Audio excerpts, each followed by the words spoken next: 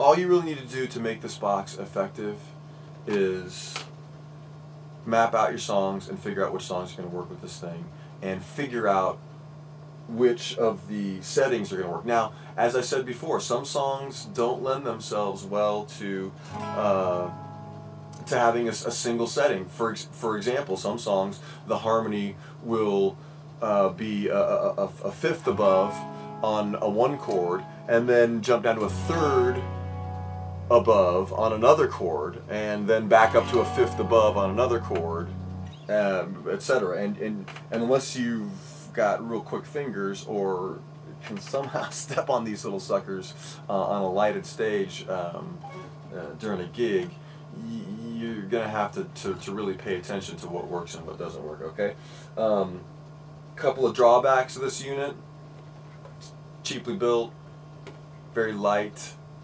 Yeah, it's got the metal front to it, but really, yeah. And inside, it's just as you'd expect, the connector panel, and then a couple of IC boards, and that's it. When you step on the effects, you put it into tuner mode, which you really have to tune up your guitar to this unit if you want it to work, because it has to have a pitch to work from. Okay, it's a good tuner, but however, when you do engage it, it has this little tinking sound inside the box, and when you disengage it as well, you can hear that same kind of electronic click coming from inside the box, and I don't like that. I mean, it's an effects unit box, but I like sounds to come out of the box, but I don't like sounds to come out of the box. You know what I mean? At any rate, for $350, yeah, it's gonna be worth it, man. Playing live, I think this unit is gonna be really swell once I map out which songs are gonna lend themselves to this, and use it, and then figure out which songs this thing is not gonna lend itself on it, and not use it on those. Okay. Another couple of things that bear mentioning. On the effects side of things, the compression, reverb, enhance side of things, there's some noise, and they've decided to include an automatic noise gate with this thing, which took me a while to figure out, as there's no mention of it at all anywhere in the documentation or any of their promo stuff.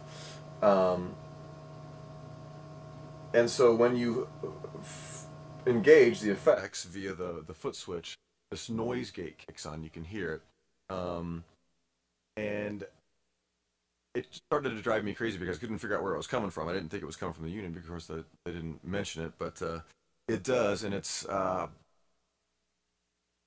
one of the features that I like the least about this unit, is this automatic noise gate. Yuck.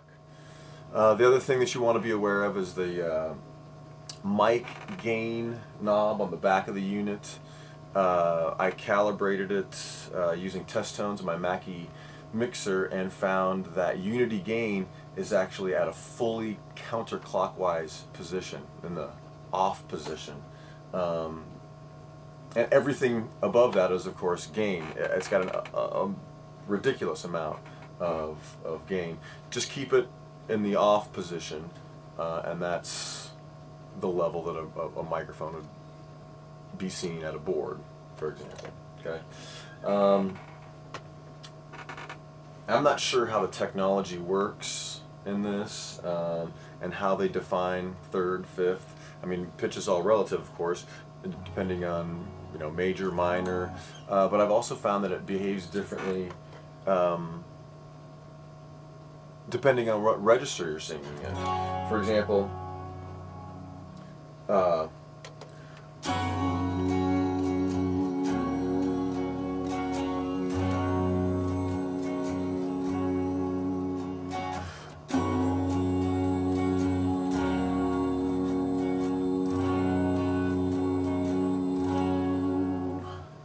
me just holding one note and changing chords, but if I sing it in a higher register, you can tell that the pitch harmonies will move differently as well.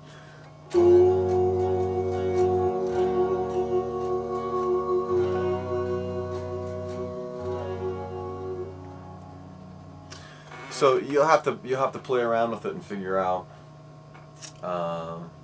which register produces a bass. You have to really play with this thing, okay?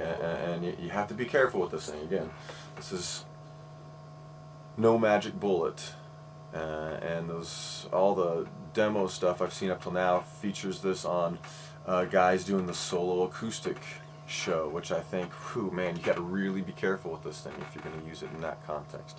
Me, I'm going to use it in my band, and I think it'll be in a much better atmosphere there. We have some guys that sing in the band, so this is just kind of another little background singer guy in the mix, and I think that's going to serve much better than the exposed nature of a solo acoustic show. So you got to be careful with this thing. It's potent. It's potent technology. You know, these guys at IQ or Musique or however they call it, they're the ones getting paid for this box. $350. This box couldn't have cost more than $40 to make in China, and the rest of it is going to these guys here. So this is Jordan, Red Light Records. Peace out, yo.